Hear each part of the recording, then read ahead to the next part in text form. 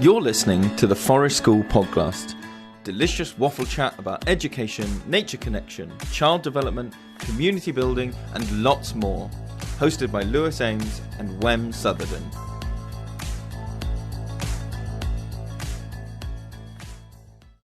There's a daffodil in my garden and it wasn't open this morning, but now it is. It feels like spring. I've just been chasing my chickens around the garden in the sunshine. It's been lovely. My dog's been helping. It's been very good. Mate, that sounds horrible. It was fun. Listeners, we've got such a juicy episode today. I loved it. Yeah. It's Oh, so good. yeah. Talking to practitioner Rachel Summers about all kinds of interesting things. But before we talked about, what did we talk about? We talked about different spirituality in Forest School, about authorities and hierarchies and leading people, and we talked about nature awareness and helping other people to notice that she was the person that did the chalk in lockdown and labelled all the trees, and then we talked about graveyards and death. Look. If you listen to this episode through the first half, I think you'll be able to hear I am a little bit timid. I am a little bit on the back foot. There's some like reverence that I'm not sure where to put. And then because you're talking to a vicar. Because I'm talking to a vicar, and as we go through, and I remembered that it's Rachel, and I know Rachel, and Rachel's lovely, and she's a Forest School person, and she's a Forest School person, and Rachel really came in with some. I don't want to spoil. Deacon is the word. Deacon is the word. Some brilliant stuff comes out sort of 2/3 of the way through. We really relax into it and get in, and it's like, not that the first half isn't great, it's just very different in tone. Becomes a little bit more silly. Not that people would expect that from us. Oh, of course not. Guys, Wem, this next week, we're putting out our second episode of the Patreon one. It's the secret student that you did for me. It's our secret student, who might be somebody with like scraggly hair and who likes to follow the rules and who has 2 friends that at school, and they all do magic. So that one's coming up for listeners. And I want to say as well, if you've got your questions, we've got some questions coming in for the pedagogy surgery. Oh, excuse me. While Lewis is coughing, I'll explain what that is. It's like any kind of moment of teaching, or it could be Forest School practice, could be education practice, could be parenting practice, it could be any interaction with children or groups or community, and you've just got a little bit of a niggle and you think, not sure, I want another point of view on this, and you want us to pull it to bits, chew it up, digest it, and then vomit it back into your ears.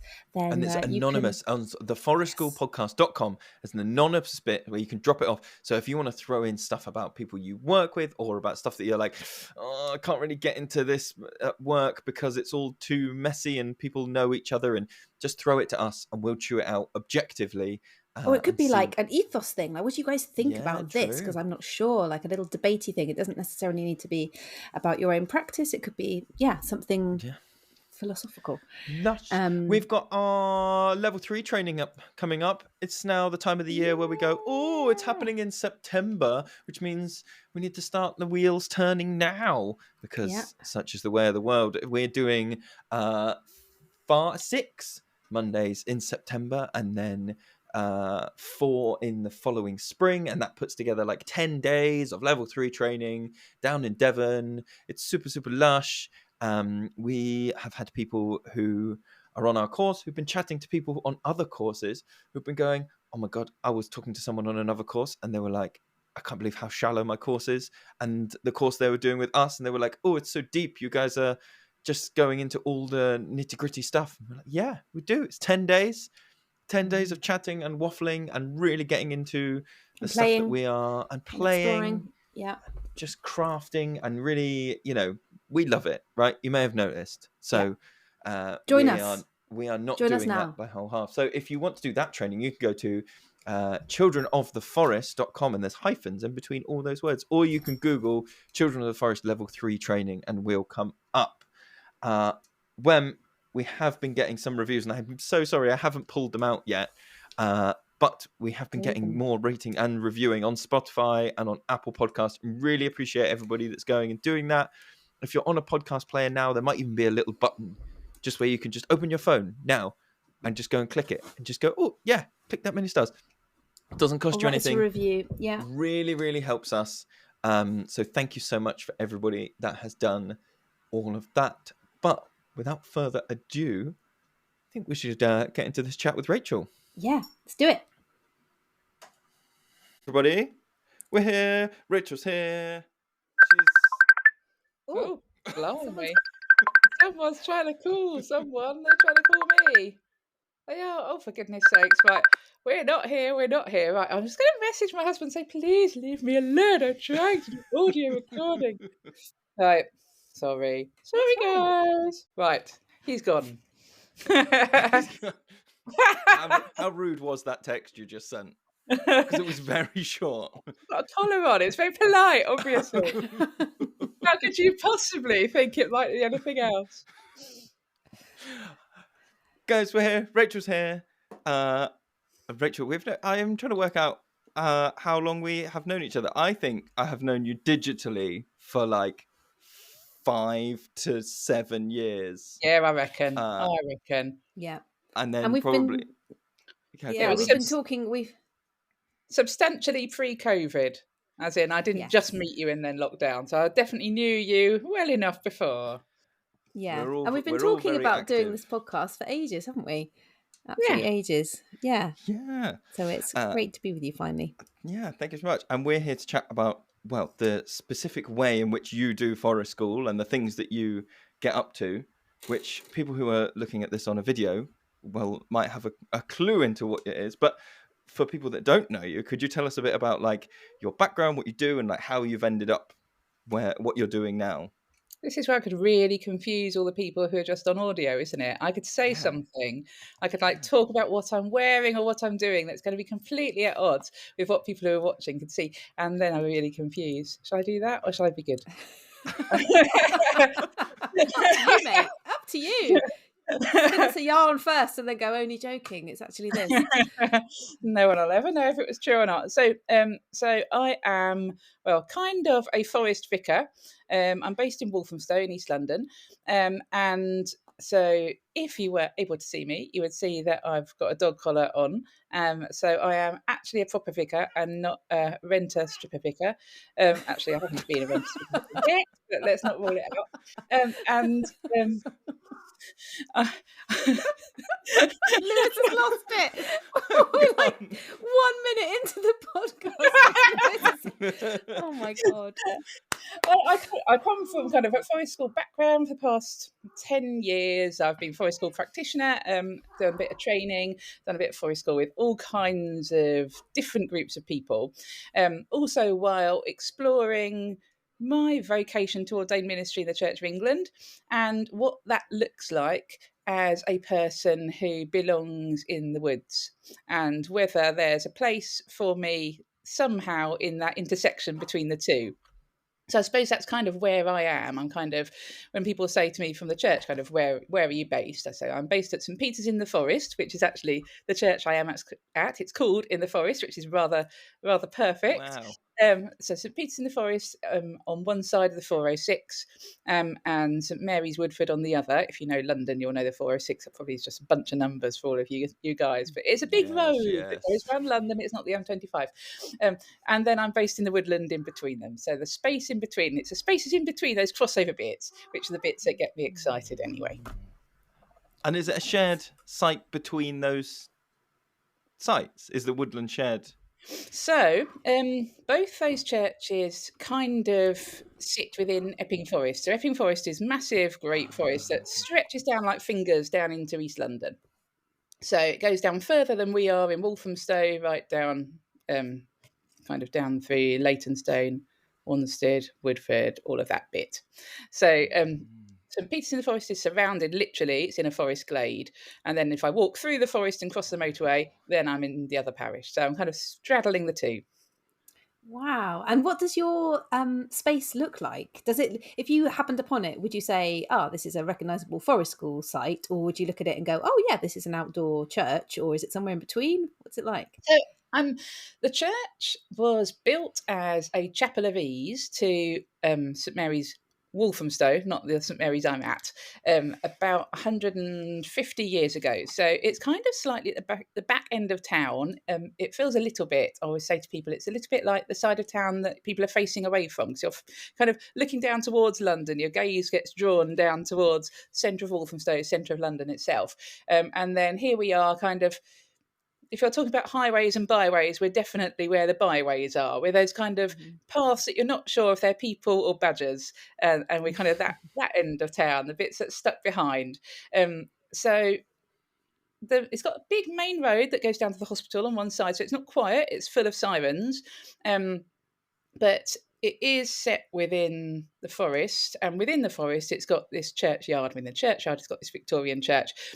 About 2 years ago they had lottery funding and had a big church refit, and as part of that they were really leaning into being a church in the forest, with it being part of their name, and wanting to kind of be able to utilise the church to gift people access to the forest. So it's set up partly kind of allow community groups a little bit more of a toehold into where the forest is, because Epping Forest it's useful to walk through, but because of it being owned by Corporation of London, it limits how much you can hang around and do stuff there. So if you get permission to use Corporation of London sites, for example, for Forest School, which I've used in the past in different places, they will give you permission, but you can't have permission for a fire, for example. But you also aren't allowed to put things up on the trees. You're not allowed to run an activity underneath a tree. So wow. Sorry, it's what? fairly No, hang on. about use. How do you be in a forest and not do an activity under a tree? How does that Well, work? there you are. That's the conundrum, Lewis. That sounds like a legal loophole. So here we have this little churchyard, little jewel of a churchyard sitting in the middle, and as part of the plans for it, the architect built in a fire pit outside the church as well. So we've got this permanent fire pit outside the church, and I think what my role has been is finding a place for the fire pit within the life of the community, but also within the life of the church, and trying to tie those two things together. Does your practice, are you, when you're running sessions, I'm trying to imagine how they would work, are you like, this whole thing is outside by the fire pit and then the next session is wholly inside in the building, or do you ever like start in one place and move to the other, or go from one to one, what are you fixed once you're at the fire pit or in the church? Generally, I'm fixed. So if I'm doing stuff in the church, then it's normally mostly church-based, looks fairly like a traditional service. The other week, we have a creative service once a month, and the other week we were doing candle mass, and I made everyone come outside. We made those earth candles, where you dig in the ground and you melt the candle wax over the fire and pour it in. So you sent us a picture. You were in white clothes, clothes, and I was wearing very all impressed. my stuff in my happy place, pouring wax into the ground. So yeah, there's porosity to it. I run forest school sessions with families. I do baby club and then kind of toddler preschool club on a Friday morning, which I was running before ordination out of this space, and that's continued much as it was. And I suppose there is a bit of porosity the other way around, in that it's useful that we've got a building sometimes, because it's useful for like accessing toilets and things like that. But also it's just nice being able to have the space kind of, with forest school, so much of it hangs around that kind of seasonal, the wheel of the year turning. And actually, because the church in this place was so strongly influenced by seasonality, actually often the festivals that are happening in the church. So just to clarify then, you said you were doing toddler and baby groups on a Friday. Is that within that churchyard forest setting, or is that in a different woodland? Yes, so it's within the churchyard. So up until I started this bit, it wasn't the only space I was using. So I was doing lots of forest school in lots of different places. And I've kind of pulled out of that and got other people running some of it, and some of it's just had to drop because lack of being able to run all the things in the world. But now I'm kind of doing more things out of the churchyard with kind of as part of the church mission, I suppose. Yeah. And do you find that people are, because the way you described sort of your journey to where you are now was part of, you know, you saying that you're like an outdoorsy person and you wanted that element of the church in your life, but outdoors. And do you think that kind of, I'm thinking that probably describes actually quite a few people, that people might be drawn to both of those things, or it makes almost church more accessible to some people who are much happier outside. Do you find that's the case? Do you find you've got a lot of people who are very pleased to be in that environment? I think I'm not trying to do a resell or a kind of let's squeeze something to make it palatable. But I do think there is something in all of us that really kind of leans toward, yearns for a sense of connection with something bigger than ourselves, whatever that looks like. And that's something that I think is common to people across Forest School. Most people I talk to, often one of the reasons that they've been drawn outside, working outside, is that kind of sense of being caught up in something that's bigger than yourself, caught up in the world, in the universe, seeing how the seasons change and the trees and their lifespan being longer than ours, and little tiny bugs and their lifespan being shorter than ours, and just kind of finding your place in the world.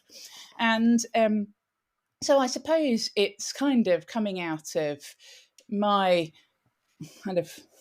my own walk anyway, of knowing that I find that kind of peace and connection when I'm outside, knowing that that's something that other people have. When you talk about kind of a time when you felt that sense of peace, connection, people won't often say I was sitting in a service, but they would say I was up in a mountain, or I saw a sunrise, or a bee came and sat on my hand and I noticed how fuzzy it was. So it's about, I suppose, helping people to notice those points and use those points almost as way markers, rather than kind of just them getting lost in that wash of busyness and busy life around us, helping people to drill down and find that stillness and that peace. And the church has got 2,000 years of helping people do that. It's had people who've been doing that as a job, kind of professionally, I suppose, but for 2,000 years of people who've got all this wisdom about what maybe you might call mindfulness, of being kind of at one with things, noticing the tiny things, kind of cherishing the stuff that maybe is sometimes seen as useless, sometimes seen as pointless rubbish, or things that are seen as kind of too inane, or like the powerless things of the world. Whether or not the church has always used that well, it's not up for debate. It's true, it hasn't always used that well, but nevertheless, we've got these kind of years and years of wisdom. So if I can offer that wisdom to people, to say, well, here's some things that people have done in the past, which has helped them to explore this. Take out of it what you need, use it however you need in your own walk to find peace, to find a sense of being one with the universe. And that's very much a Forest School approach, isn't it? You know, you could apply all of that you've just said there to any of the activities or offerings or routines and rituals that we do as part of a Forest School session. It's like, you know, some of this you might resonate with you, some of it might not, and that's completely fine. And here are just some ideas that might make you feel a sense of well-being and community and learning about, you know, the world and yourself. Hi listeners, before we continue with the rest of today's episode, I wanted to take a moment to give a big shout out to our sponsor, Skillshare. Skillshare is the ultimate platform for learning new skills and honing your craft, with thousands of online classes taught by experts in their various fields. Guess what? As a token of appreciation to our amazing listeners, Skillshare is offering an exclusive deal. Simply click on the link in the podcast show notes and you'll get a fantastic 30% discount on your Skillshare membership. That's right, 30%. So whether you're interested in photography, creative writing, or mastering new software, Skillshare has got you covered. Don't miss out on this incredible opportunity to enhance your skills and unleash your creativity. Thank you, Skillshare, for supporting our show and helping us provide valuable waffle chats to our listeners. Now let's get back to the rest of today's episode.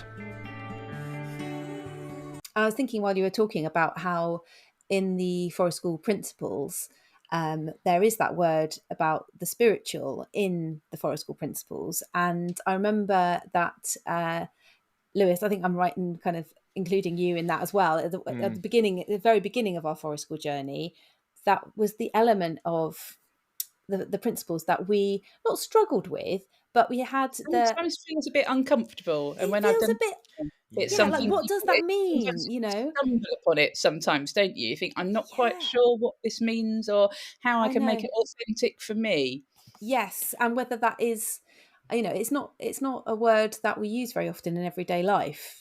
You know, something I think big, as spiritual. teachers, you get used to all the other bits that are in the principles. Coming from a teaching background, if you talk about facilitating risk, okay, well, I've had training in risk. I've had training in risk. If you talk about facilitating, opportunities for emotional growth, I've done that. I've had training. I've done whatever else.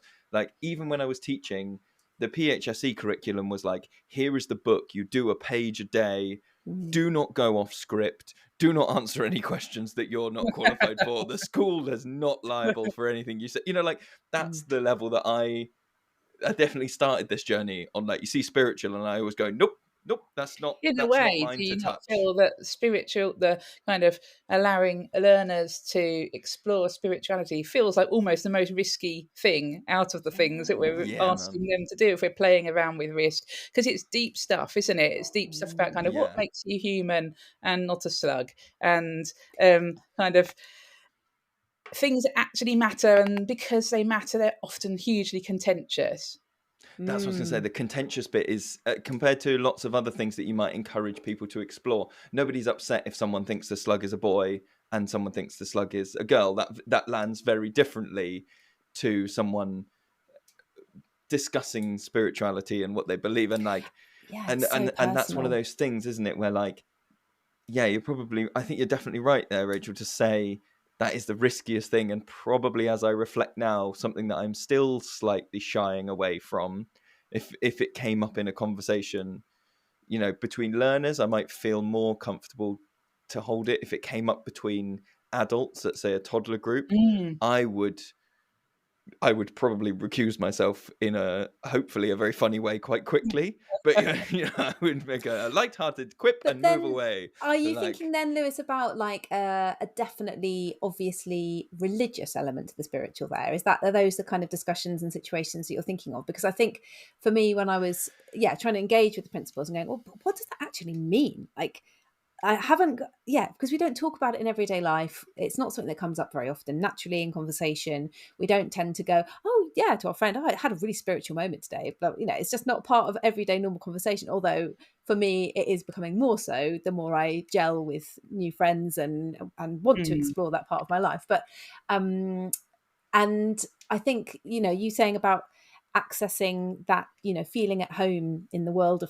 of things and nature and those and that actually gaining an understanding for me that a spiritual moment for a participant at Forest School might be a moment of complete awe and wonder at watching a centipede, or it might be just that moment of when the mixture of the bird song at this exact moment combined with the light through the leaves at this exact moment combined with the fact that I've just been hanging out with a friend and we had an amazing time, and I have that moment of just like, it creates something bigger than all the parts. Exactly. And that doesn't have to be religious, in inverted commas, in any way, but it is definitely a spiritual feeling which we don't have the opportunity to access that often in our lives. But Forest School is one place where that has got more likelihood to be able to happen, because so many of the conditions might be, not for everybody, but might be right for people to experience those moments. I think you're right. I think that it becomes a kind of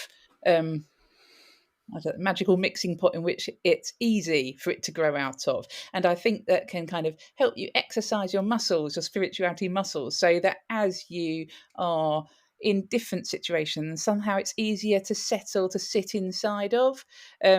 because standing in the queue at Primark is not the place that you're going to find a spiritual experience. But maybe it's a time that you most need to. And maybe a bit like, when you go mudlarking down at the Thames, well, you don't, 'cause you live far, far away from London. But if one was to live in London and go mudlarking down on the Thames, you go down on the beach, and at first it just looks like a load of nothing.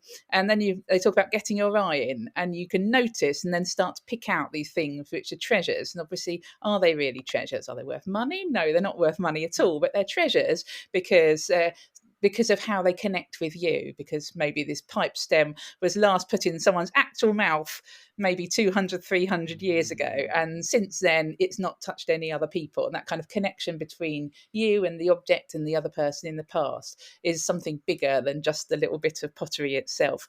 And I think it's about that kind of getting your eye in. So maybe the more we can give people not just the experiences of kind of spiritual experiences in Forest School, with the kind of, I often talk when I talk to churches about why it's important, about kind of when you're looking at a slug, and everyone goes, because it's disgusting. And then you hold it, and as you hold the slug and you kind of talk about the slug and you draw attention to the slug, suddenly kind of the group coalesces around you, doesn't it? And maybe you'll notice how kind of the sunlight sparkles on its damp little body, and you might notice its little breathing hole opening and closing. You might notice the little slug mites walking around on the outside of it. And suddenly you notice this wonder in something that you hadn't maybe noticed before. And I think the more you can give people experiences like that, then they're more likely they are to spot the kind of weeds growing out of the pavement, or to spot the clouds, or goodness me, to spot other people being humans and breathing in the queue in Primark, and just the wonder that there we all are as people living in the world. And then maybe even we might manage to queue in Primark without going crazy. You never know. Oh, I love that.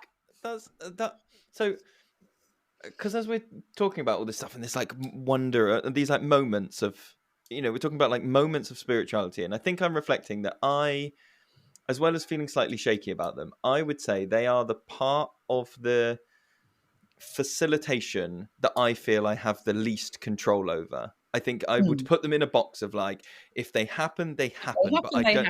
But I don't think about like, you can't push it. You can't push it, but I also don't think I even consider like, oh, this might be a box in which spirituality happens when I'm planning the session. I was wondering, I don't know, Rachel, if you do any like non-church forest school, but whether you think that you might have like more of a focus on that, or you try it. I'm not really explaining myself well. Do you think you try and facilitate spiritual moments more than the average outdoor leader might, or do you think that's you are very also hard to tell, because obviously I've only ever lived in my body and in my brain. That's why I was waffling. Yes, so Friday mornings, it's not a church forest school any more than churches run toddler clubs. Essentially, it's our church offering of toddler club, but here it is as forest school, because it's a useful and important thing that a church can offer to the community. In fact, getting slightly sidetracked, the church, not the Church of England, but the churches worldwide came up with what mission means. And there are 5 different things in mission. And some of them are things that you might think of as mission from a church, of like people going out and telling people about how to become Christians. But there's also, it was agreed by everybody, one of them is about care for the world, care for the environment, helping people to love and understand and become part of it. So actually, kind of, if I do, and I do sometimes come across people within churches who are a little bit twitchy about what I'm doing, but they shouldn't be, because there it is in black and white. It's actually kind of, this is mission because it's important for people. And actually, if as a Christian, I believe that there is a God who created a universe and us as part of it, then surely it's important for me to be able to help other people to notice that universe. Anyway, that was by the by. I can't even remember what your question was. Oh yeah, about my Friday morning. So my Friday morning sessions are just ordinary forest school sessions. And yeah, I suppose it's just that getting your eye in and noticing. I do an awful lot of noticing. I think it's one of those really useful kind of neurodiversity skill set things, isn't it? That you can be really good at noticing stuff. You can get really good at being caught up in the stuff that you notice. You can get really good at being sidetracked off whatever plan. I don't relate to any of this. I don't know what you're talking about. Can I just interrupt to say that when you were describing mudlarking, so I've only done a little bit of mudlarking, but like I feel like most of the time I'm in the woods, I am essentially mudlarking because I'm just like looking for stuff. Guys, look at it! While you were describing mudlarking, my mouth was actually watering. Isn't that weird? Salivating. Oh, lovely mudlarking, yes, please. Yeah, which I think it just ties into that. Okay, can we tie in then? Okay, this is the one. I'm going to put together a little logo that just says spiritual mudlarking, and that's the new thing. That's what we're going for now. That's what we're doing. Yes. We're doing spiritual mudlarking. Forest school. Yeah, like it looked like one of those dictionary definitions on a t-shirt. Yeah. Forest school. Spiritual mudlarking. Oh, I love it. Oh my gosh, yes. And I also want to go back a bit to you were just describing facilitating moments of noticing, and whether that be that people are noticing the weeds coming out of the pavement. And I remembered it was you, wasn't it, that in lockdown went round and marked out. That was chalked on the pavement. Yeah, you chalked on the pavement, and didn't you make the news chalking on the pavement? Do you want to, for listeners who don't know what we're on about, do you want to just explain? So it was at that bit in early lockdown where you were allowed to leave your house for 1 hour a day for exercise, and I was missing my woods, and I was thinking, oh, I miss my woods, I miss my trees, this is rubbish. And then I thought, actually, I have got trees in the streets around my house. And so I was walking and looking at the trees, and I'm thinking, my tree ID, it's not that great. I should probably use this time for something useful and train myself better on trees. And so I was walking around trying to work out what they all were, and kind of looking at everybody else who was walking around kind of head in their own world. I thought what people need, they need to rather get so much introspection, wasn't there? And kind of looking in and kind of getting kind of caught up in this kind of whirlwind of grimness. And I thought what I really need people to do is I need people to look up and look out, because actually these things are carrying on. And it was that spring, wasn't it? And spring's still happening all around us.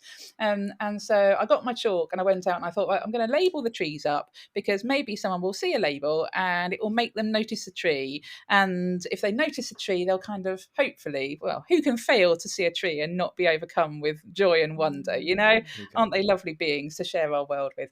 And so I'd label the tree, and then I suppose I'd call it, it's kind of like theological reflection, but it's kind of like treeological reflection. So I'd be thinking about the tree and about stuff about the tree. I'd be looking up the tree, finding facts out about it on the internet, and then I'd see what kind of have a conversation between the tree and the fact about the tree and our experience that we were in, and then write a little tagline as well. So, for example, we've got a lot of Turkish hazel used as a street tree around here. When I was looking it up on the RHS website, it says Turkish hazel tolerates difficult conditions. And I thought, well, that's a useful thing for people to hear, because if you can't manage to thrive in them, you can at least tolerate them. Surely we can manage to tolerate. That's kind of aspirational, it felt. And so I'd write Turkish hazel tolerates difficult conditions and leave it there just under the trees.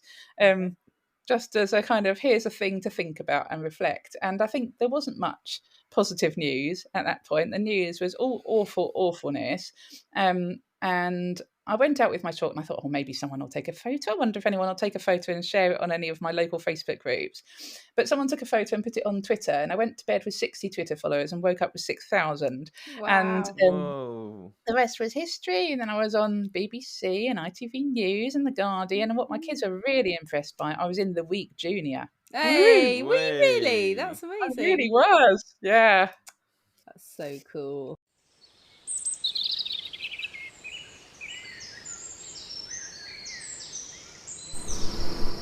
As outdoor leaders and educators, we often find ourselves entrusted with sensitive information about our students, their families, and our fellow staff. From emergency contact details to medical information, ensuring the confidentiality of this data is paramount. But in today's digital age, protecting this information extends beyond the physical realm and into the online world. That's where NordVPN comes in. NordVPN is a trusted name in online security, providing a virtual private network that encrypts your internet connection and shields your online activities from prying eyes. With NordVPN, you can browse the web, communicate with parents, and manage administrative tasks with peace of mind, knowing that your data is safe from hackers, snoopers, and other threats.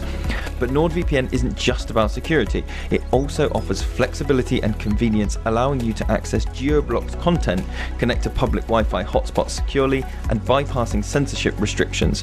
Whether you're researching lesson plans, communicating with colleagues, or simply unwinding with some online entertainment, NordVPN ensures that you can do so safely and privately. So, fellow outdoor enthusiasts, if you are ready to take your online security up to the next level, I urge you to sign up to NordVPN today by using the link in the show notes. You'll not only safeguard your sensitive data, but also support the continued exploration and enjoyment of the great outdoors through this podcast. Stay safe, stay secure, and let's keep the spirit of adventure alive, both in the forest and online.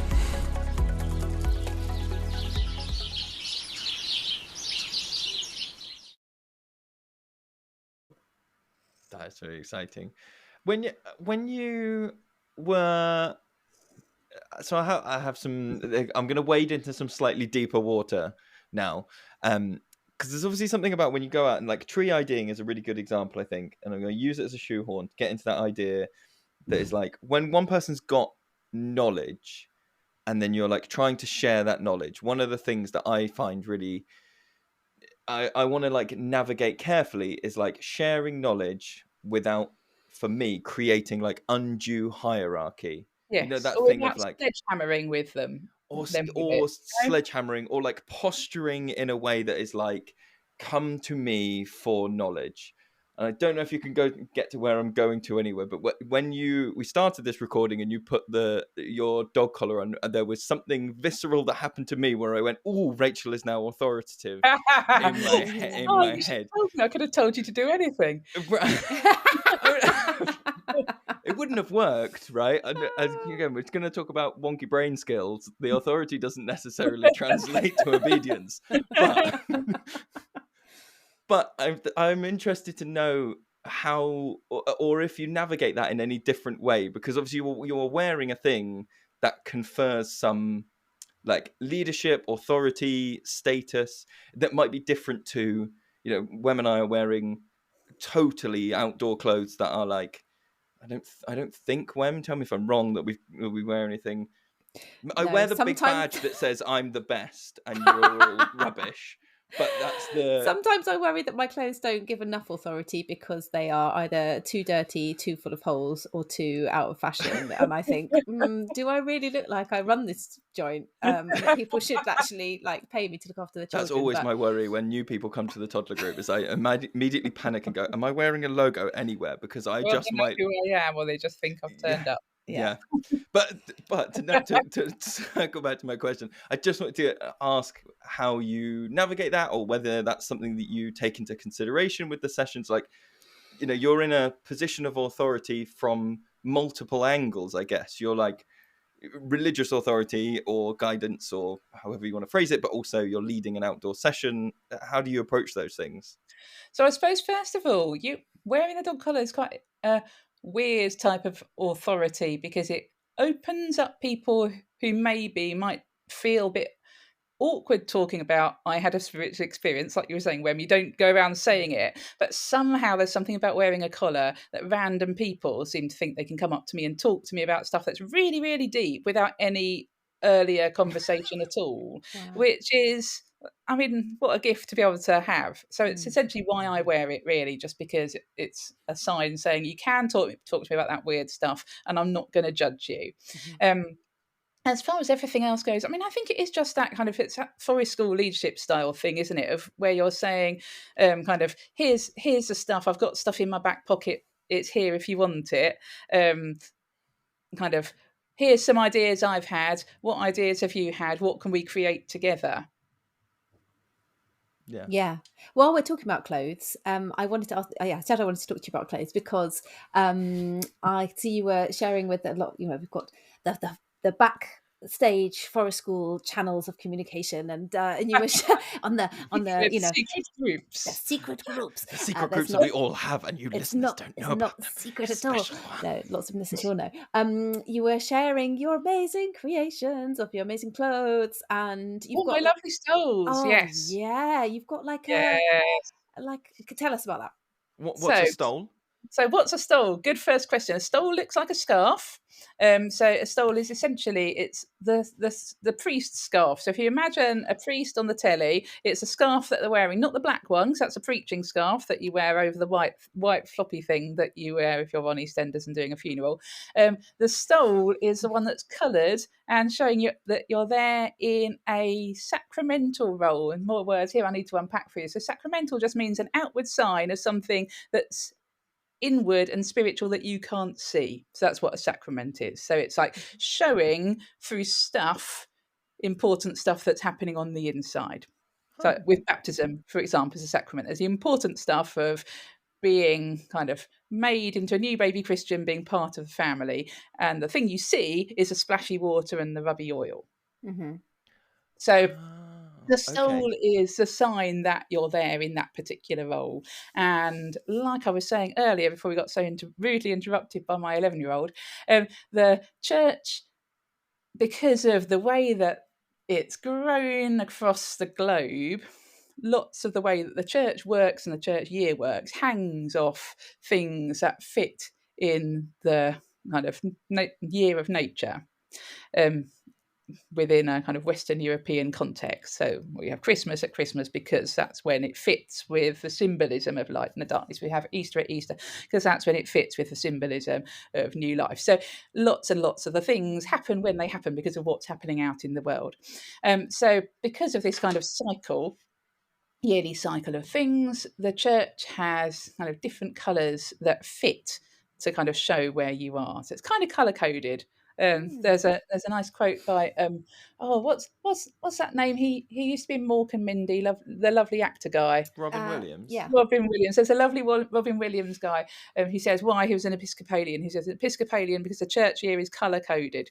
So it's colour coded. You always know where you are. So at the moment we're in Lent and I'm wearing purple, and you can look at me and see I'm wearing purple, and you know that we're in Lent. So I needed a bunch of different stoles for different times of year, different festivals or seasons that were happening in church. And you can buy them off the peg, but because I just really wanted them to have an integrity with who I was. And so I decided to try to make some of my own. So I've made 3. So I needed a white one for ordination when I got made deacon wearing a dog colour.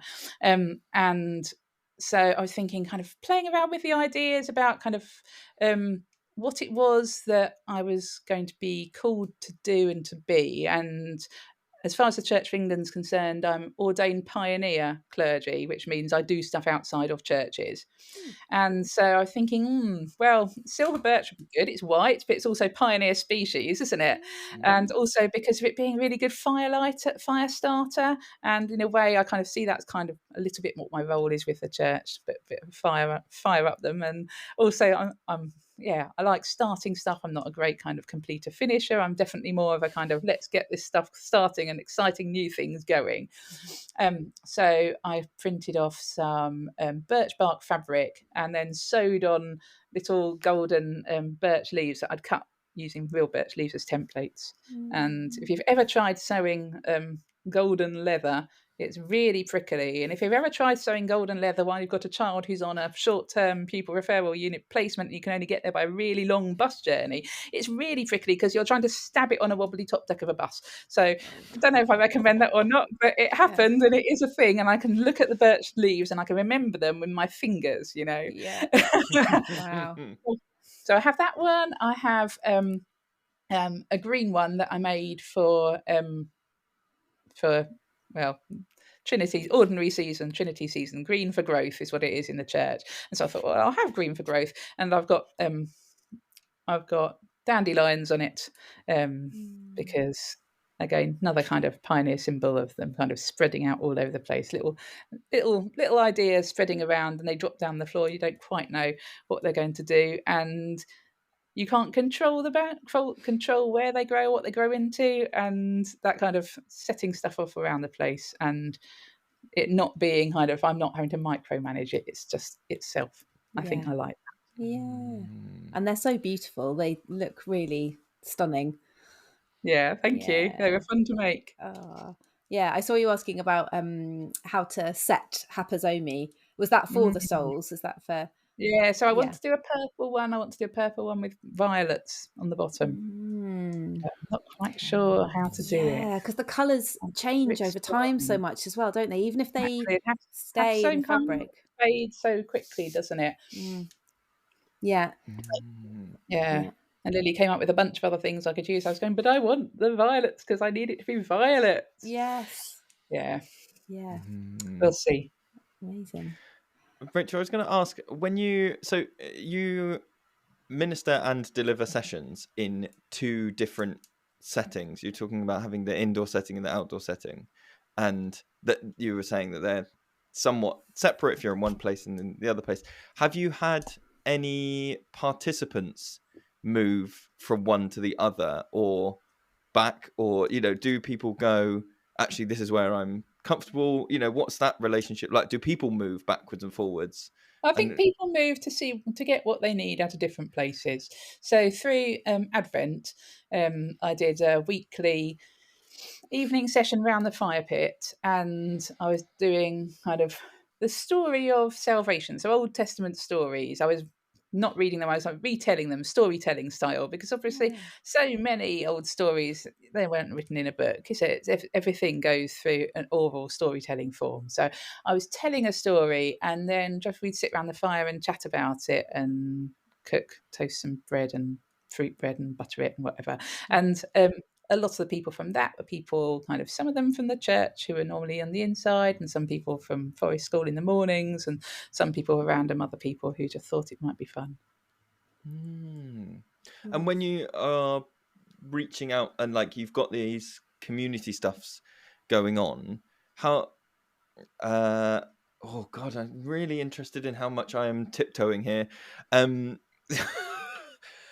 know lots of forest schools, they feel very motivated to include ceremonies from different faiths and different cultures in their setting. Is that something that you also do in your setting, or is it like this is a space for these types of ceremonies? I've never been a very ceremonial forest schooler, I suppose. Okay. So it always feels a little bit like I don't want to be pushing too much of myself and my decisions and structuring the sessions. It feels a little bit structury, and it makes me feel a bit twitchy, I suppose. So everything I do tends to be quite invitational. So my sessions that I was running on a Friday morning, I'd probably, if there was something that people in the group might be interested in, I would probably offer it as I wondered if we might do this kind of a way. And that wouldn't necessarily be from the Christian tradition. It could be from whatever. Right. Yeah. Oh, okay. Has that come up or not that you can really put a finger on? I don't think it's come up in any way that I've been disturbed by it, but I'm trying to think back of what I've done. Did we do any other? Did we do other faith things? Probably. And it depends what comes up, doesn't it? Because sometimes you're not thinking about that, but it ends up coming up in discussion, or it reminds somebody of something. We've had that with not just necessarily religious things, but about cultural things, where someone's gone, that's reminded us of something that we do in my parents' home country, or that's kind of or we've been cooking this recently. I wonder if that would work over the fire, and all of those kind of actually organic, as you say. It's not you go, not you, us as leaders going, I've planned this session, it's all themed about this because I should, because there's a woodpecker. No, we won't look at the woodpecker, children. We're all going to do this activity. Exactly. Or the calendar says this, so we're all going to make bonfire night firework pictures now. It's like as you say, it can be an invitation, or it can be something that is organic, that comes from the group. And I think that is probably the way to go. I suppose what I'm interested in is people, and I like people, and I like how people tick, and I like all the things that go up kind of come together to make them the people that they are. And I suppose that's spirituality is a part of that. And I don't think with a collar on that precurses me to say I'm not going to talk about any spirituality that doesn't rigidly fit in with a particular faith structure. Yeah, that's well put. Yeah.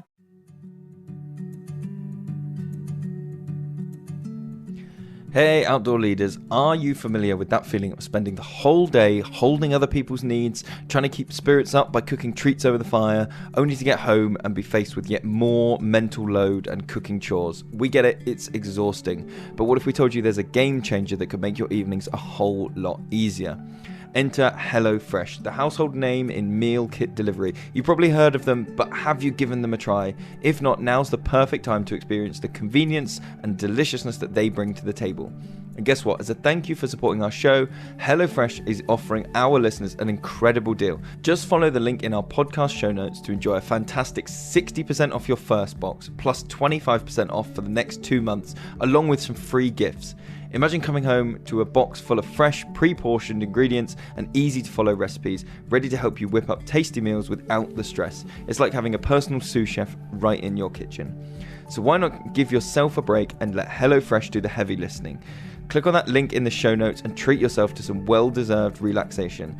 Thank you again to HelloFresh for supporting outdoor leaders like us. Yeah. Rachel, I'm very conscious of how much of your time you're giving us. Thank you very much. Is there anything that we have like forgotten to ask you? Like, oh, you need to. I need to tell you about this thing. Is there a thing that we've missed, or like anything you're like, oh, can I tell you about this thing that's coming up? I suppose what I would like to say maybe, is I often don't. Yeah, I think you're the first forest school people I've talked to. I do an awful lot of talking to churches about forest school. Often it's that way round. And so often I'm saying to churches, you have land and you have access to communities and you have people. This is such an easy win that does something really important for the world. I embrace it, run with it, get some people outside. And I say that an awful lot. So I suppose, conversely, I suppose I'd say don't be afraid to approach faith groups, because some of them might be terrifying, but some might be quite nice, and they might jump at it, jump at the chance to allow you to use some space. Here's hoping. Hopefully the ones who can listen to me ranting at them might jump at it. Yeah, we went to a really lovely site, didn't we? Nurturing Nature. Is it? No. What's it called? It's in Epping Forest, Kin. I think. Yes. Kinship in Nature. Yes. And they're on the back of a Quaker site. Yeah.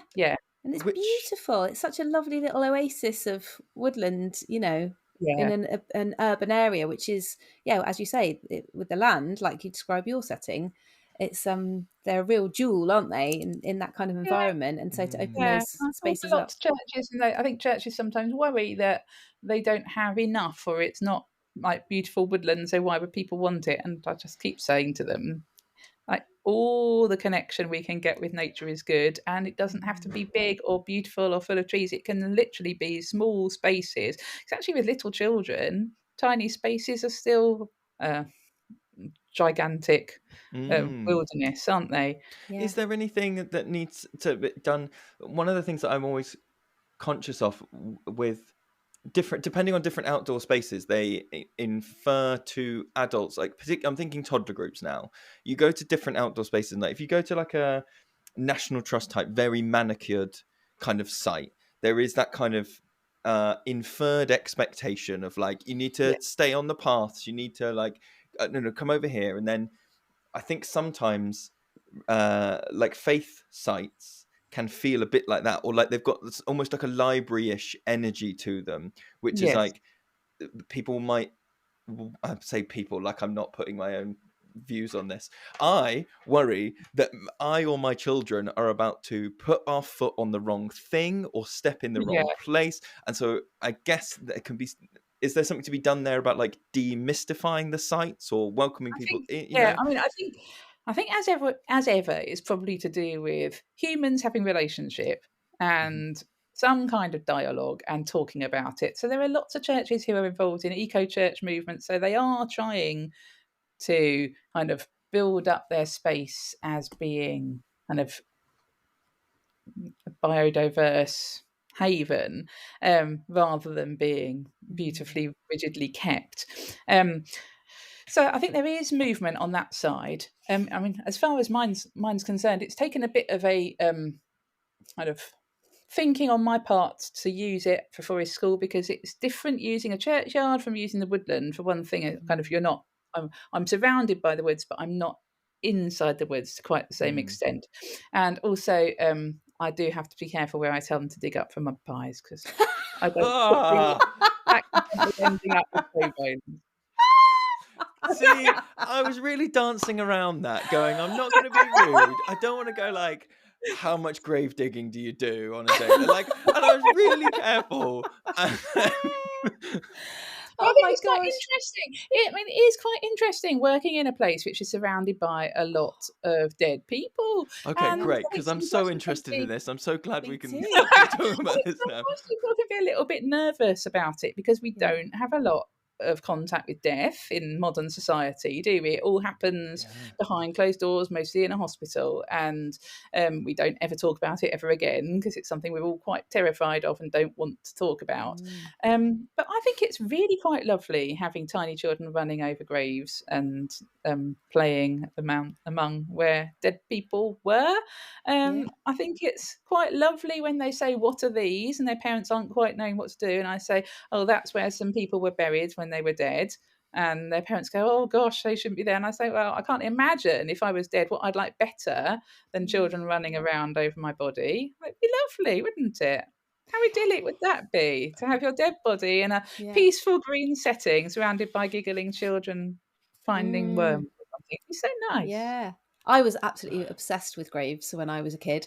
That was like one of my favourite pastimes, was to go to a cemetery and read all of the names and look at the style of the writing and see how old they were, and try and, ask questions about who they might have been and imagine what their lives might have been like. I blooming loved it. And all of the stuff like on the graves, I was like, so the people that knew these people have left these things, and why have they chosen to leave that? And what, all those little human stories. And there's codes as well, isn't there? Like when you go around and it's like, a square one means this, and a bird on the stone means this.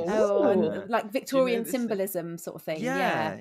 Oh my gosh, the amazing roses means they were engaged but didn't get married, and daffodil, like tulips mean this and something else. There's like there is a thing, isn't there?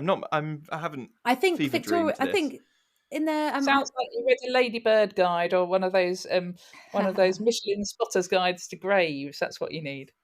Yeah. What's the Abney Park? I used to live near Abney Park Cemetery, and which is amazing. Like, what an amazing place.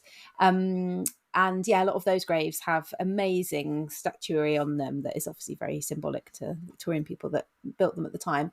I was also reading something fairly recently about how churchyards have been used differently through history, and it was saying, certainly in Devon, I'm not sure if it's true all over the UK, but that graveyards would have been places where the community would have used almost like a village green. That, headstones wouldn't have been made out of stone, and most poor people wouldn't have had any gravestones at all, actually. So just lots of people buried, not really any markers, and you use that as a place to congregate and to dance. It's a settled community as well, which we kind of don't really hear. And it was only when I moved to this church, which actually has a graveyard, where we haven't been, where we've been before, they haven't. I think it must be, I don't know, not exactly strange, but how interesting to have a community like those in the past, where kind of it was people you loved that you're dancing by, kind of almost with them in a way. Yeah. Kind of their memories are still with you, aren't they? If you're dancing by their graves, then they're kind of still with you and joining in with your celebrations. And even if it's your children who didn't know them, you'd say, oh yeah, this is where we buried Auntie Gladys, and I loved Auntie Gladys because she always made me the best hot chocolate or something. But it kind of somehow, I suppose it's like that thing, I love hanging out with trees just because of the lifespan being longer than mine. It's the same kind of thing, isn't it?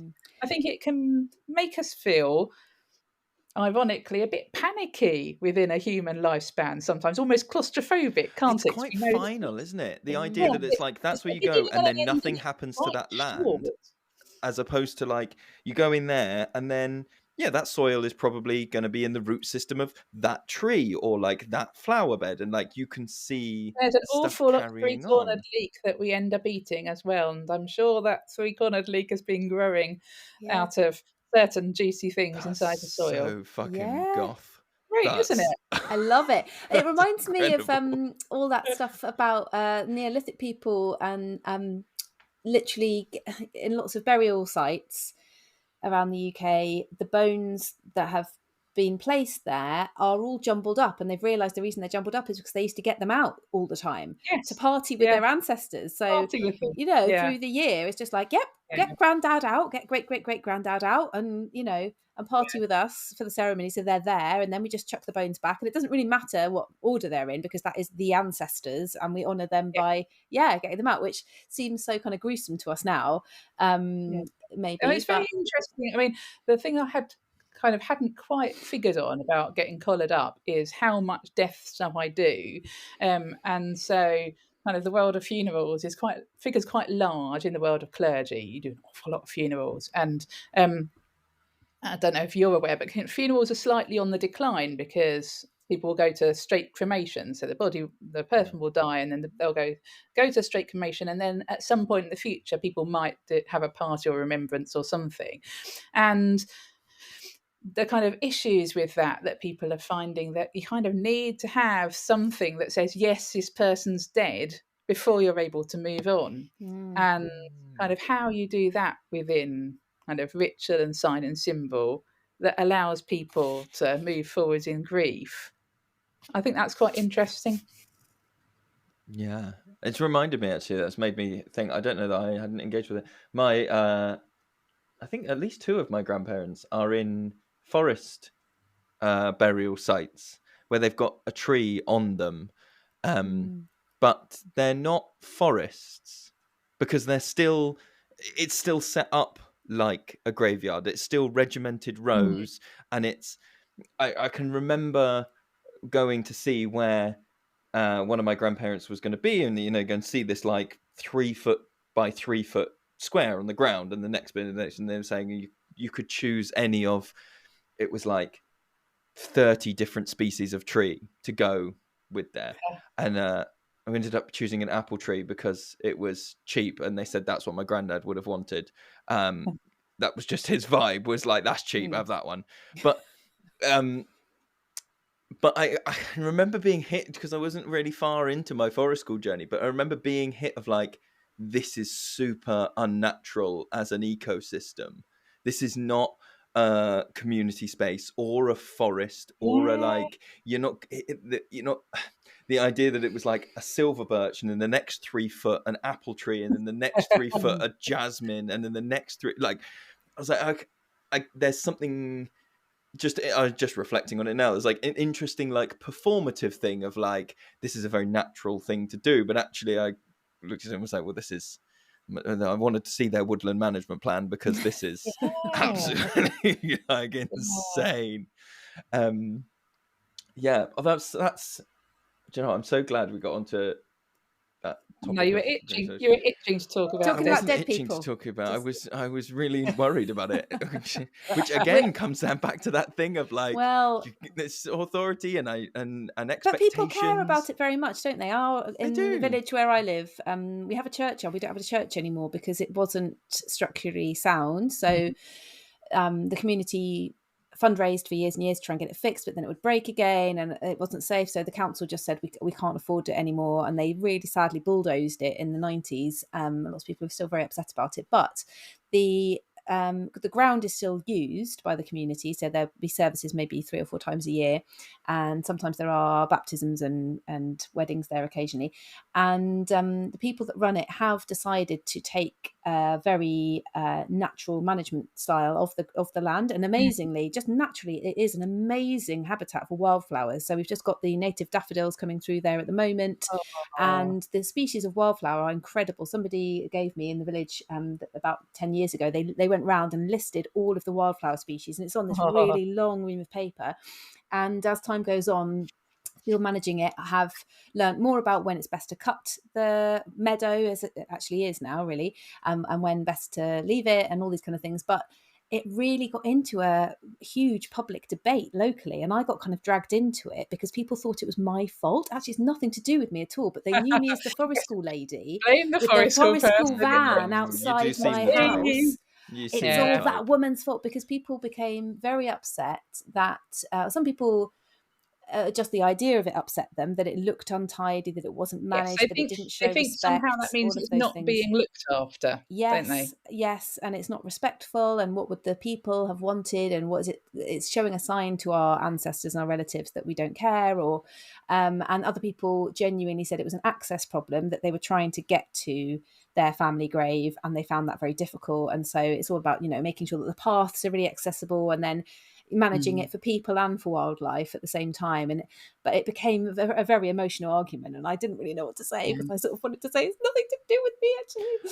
Well, and that is the crux of what we were talking about right at the start of this, weren't we, where we were saying that talking and engaging with spiritual moments is a very risky and raw place to go. And then working on a churchyard site or delivering, that is the perfect intersection of those two things, of like, here is a nature thing, here is a spiritual thing. How do we manage a site for both of them, Oh, immense. Rachel, if people are in the Epping area and they want to come and find out more about what you did, you said the name of your church and where you're located, but where can people go to find out more about what you're doing? How can we get you more Twitter followers? That's what we're here for. So I am at Curious Wilds on Twitter and Instagram and Facebook. That's my kind of forest school hat on. And then St. Peter in the Forest is a church that is also on Instagram. I think it does have a Twitter handle, but I don't have the login for that. So I at them, but I don't actually do anything to them. Amazing. Oh, thank you so much. I've really, really enjoyed chatting with you, Rachel. Thank you for your lovely time. One more death fact for you, Lewis. You'll like mate. this one, right? You know how you may not know, when people are buried, they're buried with their feet to the east. I think that's the way round it goes. So people are all buried in the same direction. Oh no, the internet's so that when they stand up, they'll be facing. Can you go back a bit, Rachel? Hang on. Hold on. Hang on. Your go internet, back. Your internet cut out. It cut out the point where you said when people are buried. When people are buried, they're all buried on the same orientation. They're all buried east-west, so that when they rise from the dead, they'll be facing the east, facing the rising sun. So your feet are pointing east. Yeah, so your feet are pointing east. Apart from if you're clergy and you're buried the other way round. Why? That's really interesting. So that when I rise from the dead, I'll be facing the other direction so I can look after everyone. Oh my gosh. I was imagining you at the back of the group facing the wrong way, but you're saying you're at the front of the group and everybody's looking at you. I am. Yeah. In the massive crowds of all these buried people who will suddenly come up from their graves, I'm facing the other direction. And there's a Johnny Flynn song he sings a lot about burial and death, doesn't he? Yeah. But the end of one of his songs, he sings about how you're buried, feet to the east, head to the west. And I always say at the end of it, I'm going to say in my car, not me, Johnny. Oh my gosh. There is a grave. Does the headstone go at the other side? That's what I was going to say. So, yeah. Because there's a grave like that in my village churchyard, but it doesn't say that it's a lady, and it doesn't say. Okay, I'm so sorry. I have a really logistical question now. If you are buried in we should have ended this episode so long ago. I'm just in it now. So where you just trying to trim it. Like shared family ones where you're like in a neighbouring plot. So could you end up next to your partner's feet until that date happens? His feet for Tandy. Luckily, he's ordained as well, so we don't have to smell each other's feet. Was that the reason that you both got that's ordained? The only reason I got ordained. Amazing. Right, I'm going to end on that one. Thank you, Rachel. We'll see you again soon, mate. Thank you. That was lovely. Bye. Bye. Bye.